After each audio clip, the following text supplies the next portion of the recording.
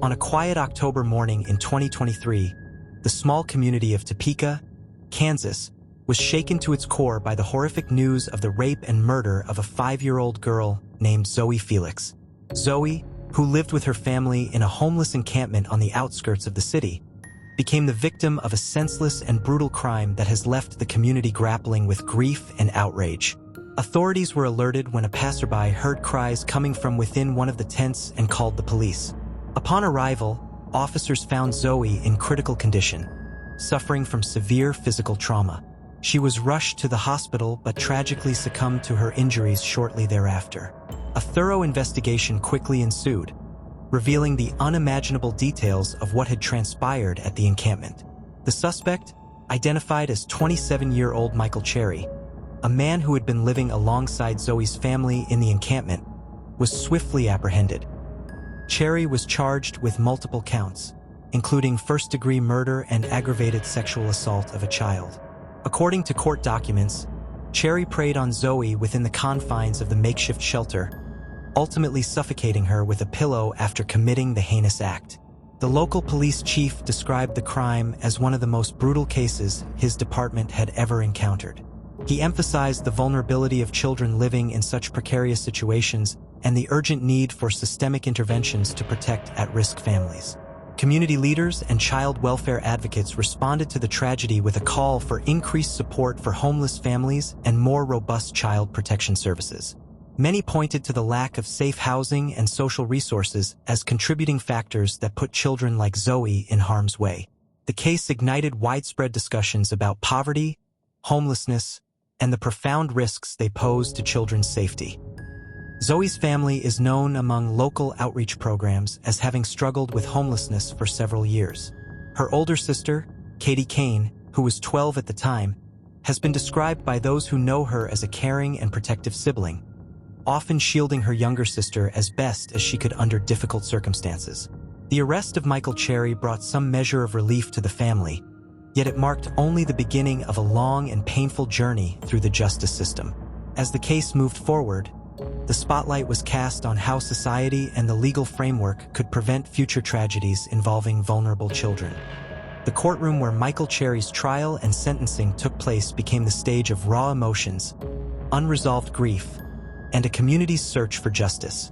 The trial revealed harrowing testimonies, chilling evidence, and the powerful voice of a grieving family struggling to come to terms with their loss. One of the most poignant moments during the sentencing hearing was when Cain, Zoey's older sister, took the stand. Breaking down in tears, Katie described the bond she shared with Zoey and the unbearable pain of losing her so suddenly and violently. "She was my world," Katie said, her voice trembling. "I tried to protect her, but I couldn't. She didn't deserve this." Her words resonated deeply with those in attendance, reminding everyone of the innocent life that was cruelly taken. The defense team for Cherry sought to highlight his troubled background, presenting evidence of his own history of abuse and homelessness. They attempted to frame the crime as a tragic outcome rooted in systemic failures, rather than pure malice. However, the prosecution firmly argued that regardless of his past, Cherry's actions were unforgivable, emphasizing the premeditated nature of his crime and its devastating consequences.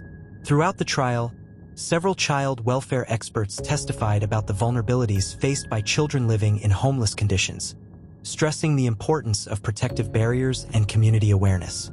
Their insights painted a picture of a broken system where families often fall through the cracks, leaving children exposed to extreme risks. The judge, while acknowledging the complexities of the case, made it clear that justice for Zoey could not be compromised. She handed down a sentence of 2 consecutive life terms with the possibility of parole only after 50 years, stating that the severity of the crime required a severe penalty to reflect society's condemnation and to protect others from similar fates. Katie's emotional outburst during sentencing, where she openly confronted Cherry and demanded accountability, was widely covered by the media. Her courage in speaking out has inspired many advocates dedicated to protecting vulnerable youth, bringing a human face to the statistics surrounding child abuse and violence. In the aftermath of sentencing, the community has rallied around the Felix family, offering support and honoring Zoey's memory through vigils and fundraising events aimed at assisting homeless families. The tragedy has become a catalyst for discussions on how to enhance legal protections and improve social services for children living in precarious conditions. The case of Zoey Felix underscores the complex challenges faced by homeless families and the critical role that audit, oversight, and institutional support play in preventing such tragedies. While criminal justice addressed the individual perpetrator, it also highlighted systemic shortcomings that require urgent attention. Experts in child welfare emphasize that audit and monitoring mechanisms must extend beyond financial or procedural controls to include oversight of social services, family assistance programs, and emergency shelters. Proper auditing of these sectors can identify gaps, such as inadequate housing, insufficient counseling resources, or lax enforcement of child protection laws that may leave children exposed to harm. In many communities, homeless encampments are a stark reality stemming from poverty, housing shortages, and economic instability. Children living in these environments often lack access to stable education, healthcare, and safe spaces. This vulnerability creates an environment where predators can take advantage, making prevention efforts both challenging and essential. Furthermore, this tragic case prompts reflection on the need for integrated approaches involving law enforcement, social services, healthcare providers, and community organizations. Coordinated efforts in identifying at-risk children, providing family support, and early intervention could help avoid similar incidents. The Felix family's ordeal also stimulated conversations about trauma-informed care for survivors and families affected by violence. Mental health services, counseling, and community reintegration programs are vital parts of healing and rebuilding after such horrific events. Legal experts note that sentencing alone cannot address the root causes of child abuse and victimization. Comprehensive policies aimed at reducing homelessness, supporting family stability, and expanding child protective interventions must be prioritized to safeguard children's rights and well-being.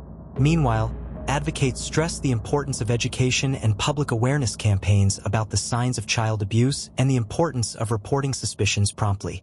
Empowering communities to act as vigilant protectors can create a safer environment for vulnerable children. As the Felix family continues its journey through grief and recovery, their story remains a somber reminder of the hidden dangers faced by homeless children and the imperative role that society as a whole plays in prevention. Through strengthened audit processes, comprehensive social programs, and community solidarity, the goal remains clear: to ensure that no child suffers a fate similar to Zoey's again.